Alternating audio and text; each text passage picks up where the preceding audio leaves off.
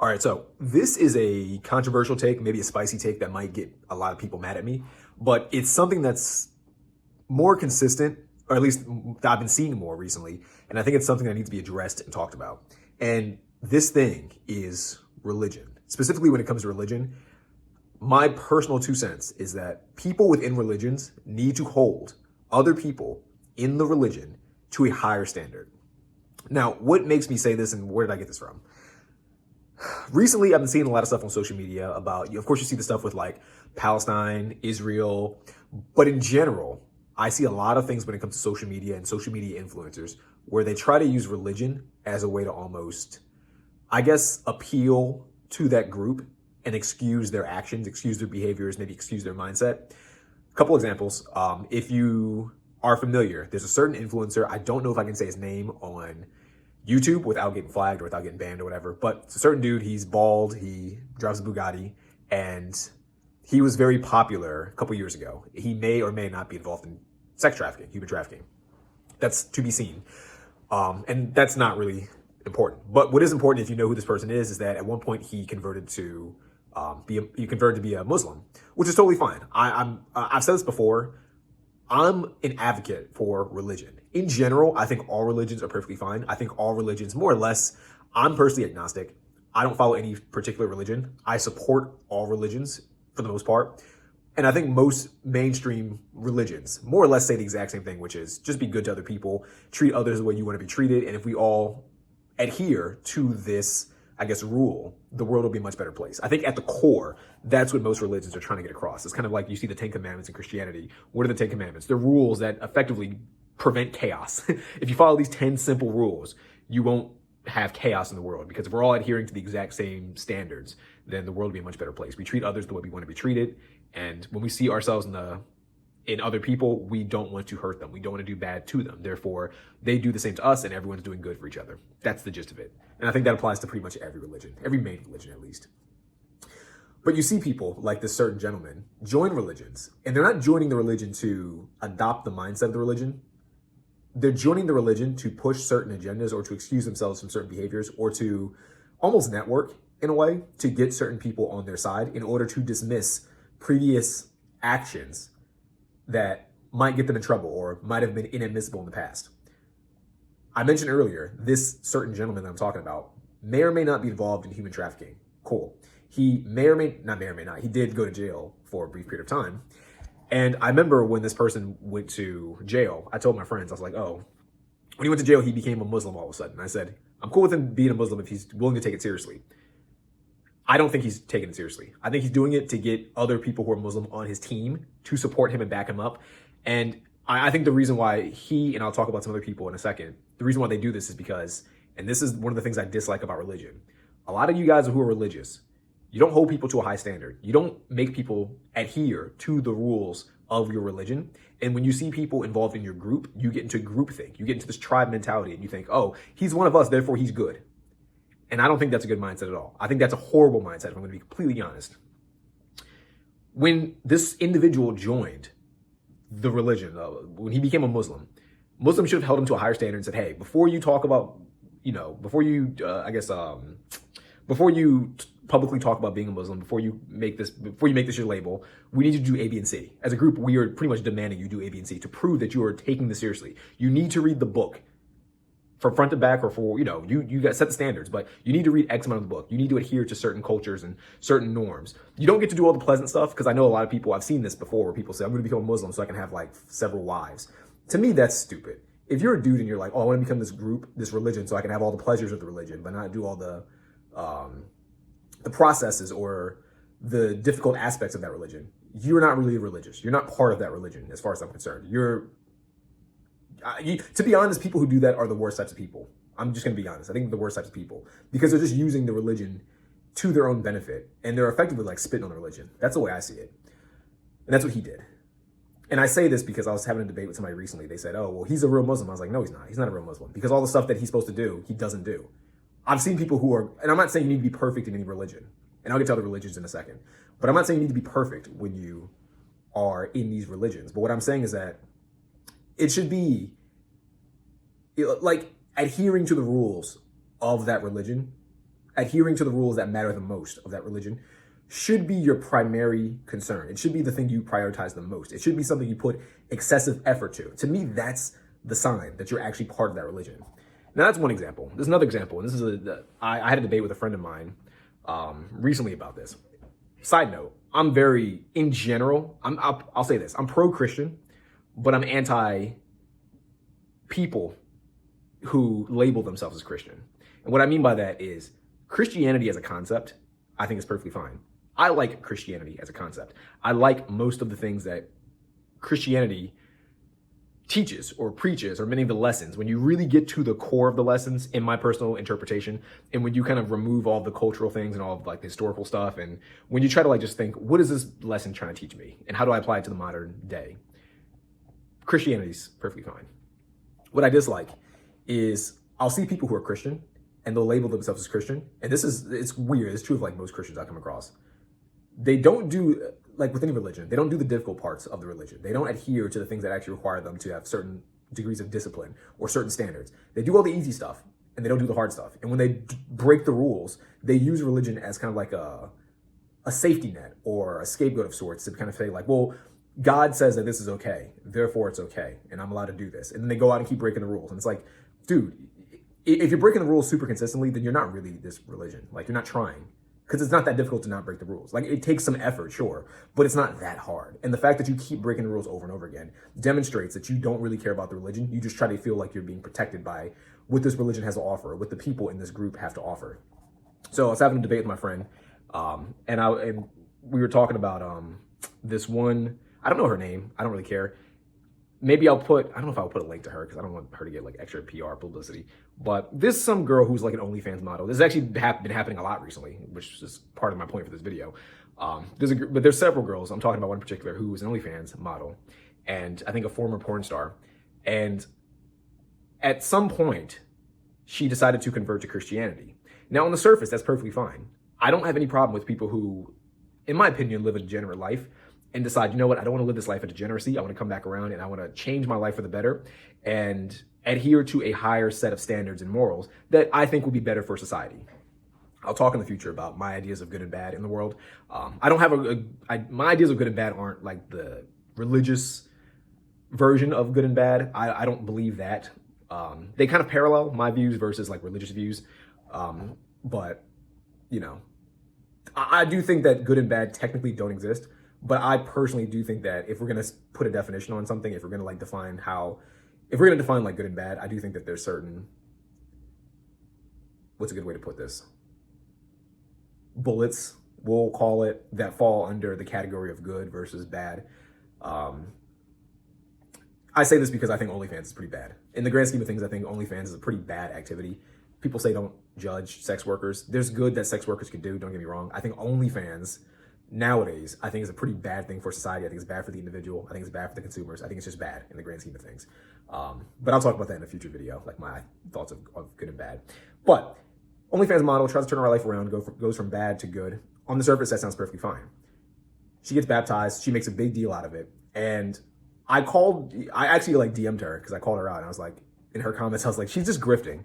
And it's sad that you guys are all falling for it. And a lot of people are fighting me. A lot of Christians are saying like, oh, well, she's turning her life to God. You know, she finally accepts Jesus as her Lord and Savior. You know, she's trying to turn her life around for the better. Why are you shaming her for doing this? To which I responded, I'm not shaming her for doing this if she really were trying to do this. But the problem is that she's not trying to do this. And it's clear based on her actions that she's just using Christianity as a way to platform herself and hide behind this shield of hide behind this moral shield in order to still profit, doing effectively the same thing she did back when she was doing porn. Why do I say this? Because when this particular individual looked like a porn star, she had like the really like thick, extra big eyelashes. She dyed her hair red. She wore certain outfits that like accentuated her, I won't call it physique, her figure. She looked like a porn star. And then when she became a Christian, she didn't change the way she looked and she didn't change her behavior. She still continued to dress the same way. She still had OnlyFans active. She just shifted, and instead of selling sex overtly, she sold it more covertly. So she would still do sexual things, but she wouldn't publicize it as much. And instead she would sell fitness. And fitness, in my personal opinion, is super close to like sex stuff. Like if you go on Instagram right now, you type in like fitness, you'll see a ton of girls who are just posting like the most outrageous outfits, it's this close to being like porn. I'm not even joking. And for, I'm not saying it's a good or bad thing, that like posting fitness stuff. I'm just saying she took porn and she took OnlyFans. And at some point, I think what she realized is that it'll destroy her reputation in the grand scheme of things if she continues down that route, and it'll put her into like this narrow box that she will struggle to get out of. So rather than follow that path, it's easier to become a Christian, because Christians will accept her no matter what, because that's what Christians do. Because according to the Bible, from what I've been told by Christians, you're supposed to accept people, even when they're actively sabotaging your own group and your religion. And who else to sell to than these righteous Christians who probably don't live the same lifestyle as the other degenerates that used to watch your content? They're a different type of degenerates, because deep down, these people who are Christian want to engage in these behaviors, and maybe they've also come from a bad past and turned their lives around for the better. Who better to target than people who are trying to be? To me, it's similar to, imagine you are, actually, perfect example, Breaking Bad. If you guys never seen Breaking Bad, I'm spoiling it for you, too bad. Breaking Bad, there's a part, if I recall correctly, in the series where Jesse Pinkman, he's Walter White's, like associate, teammate, whatever you want to call him. They're trying to sell more drugs, and Jesse goes to like this, kind of like this convention type thing. I don't know exactly what it's called, but it's like this drug convention for people who are trying to rehabilitate themselves. So people who formerly were addicted to drugs. He introduces some of the people to the meth that he was selling. Because what better place to find a customer for drugs than people who used to be addicted to drugs? Like, you'll get repeat customers, and they used to be addicted. So they struggle. They're at this place because they struggle to move away from these substances. I would say doing that is immoral. I'm not saying immoral by a religious standpoint. It's immoral because you're taking advantage of people's weaknesses to your own personal benefit, which doesn't benefit society. It doesn't benefit the world. Therefore, to me, it's bad. The OnlyFans girl is doing the exact same thing. She's going from a position of, she's moving from being just a porn star and OnlyFans girl to being a Christian, because all the Christians around her will protect her and say, oh, she's doing the right thing. She's turning her life to God. But her actions aren't congruent with that, because she's selling drugs to people who struggle with drugs, or people who have a high potential to struggle with drugs, making them repeat customers, which puts money in her pockets. Does that make sense? And I think that's where I criticize religious people of a particular group, Christians, whoever, Jewish people, whatever, Muslim, whatever. You got to set standards for people entering your group. And so I had this conversation with my friend, and he was like, well, she's doing the right thing. She's turning her life to God. And I said to her, if I were a Christian, I would only allow her to join the church if she were willing to take certain actions, proving that she's taking this seriously and proving that this is not a grift and that this is not meant for profit. What would you have her do, Lenny? She needs to get all the money that she made from OnlyFans and donate it to charity. Donate it to church. Donate it. And I'm not saying donate to that church in particular. I'm saying donate to a good cause that benefits society. Because if you're someone who did something bad and you profited off it, and you want to show the world that you're actually a better person and that you really mean it, take the money you made, take the sinful money, and give it to a cause that's actually benevolent. Does that make sense? There's homeless children overseas, give it to them. All $1 million, $5 million, $10 million, however much you made doing porn, give it away. If you were to do that, that'd be an act of good faith, because most people aren't going to do that. If you were trying to grift, you're going to be like, why would I give my money away? I made that money fair and square. You didn't make it fair and square. You did sinful behavior. According to the book that you're following, this is bad. Therefore, to prove that you are distancing yourself from the bad thing, distance yourself in the most difficult way possible by giving away the thing that matters the most to most people, money. Literally put your money where your mouth is. Of course, she wouldn't do that because she's a grifter. Much like if you were to call out that certain individual that went to jail and said, oh, you're converting to Islam, you're trying to be a Muslim. Okay, give away your money that you made doing your cam girl business. Give away all the money you made doing all of these immoral activities. Give it to a Muslim-based cause that really benefits that group. You wouldn't do it. They wouldn't do it because they're trying to grift. They're just using the group for their own selfish purposes, which I think, again, is bad. That's evil to me. So, I don't know. It's one of those things that I just wanted to make a video about because it's very frustrating to me when I see people have these groups. And I've said this before. I think people who really take religion seriously are the best types of people. When you really take religion seriously, effectively, you're just saying, I want people to live the best possible life, and I'm willing to help you do that. That's the way I interpret religion. If you just follow the golden rule, do unto others as you want people to do unto you, you can't really go wrong. Again, that's to me what religion is. Oh, there's this homeless person that needs help. Do unto others. If I were homeless, I'd like someone to give me food. Therefore, I give this person food. If, Good Samaritan, you're on the side of the road and you need help. Everyone's driving by.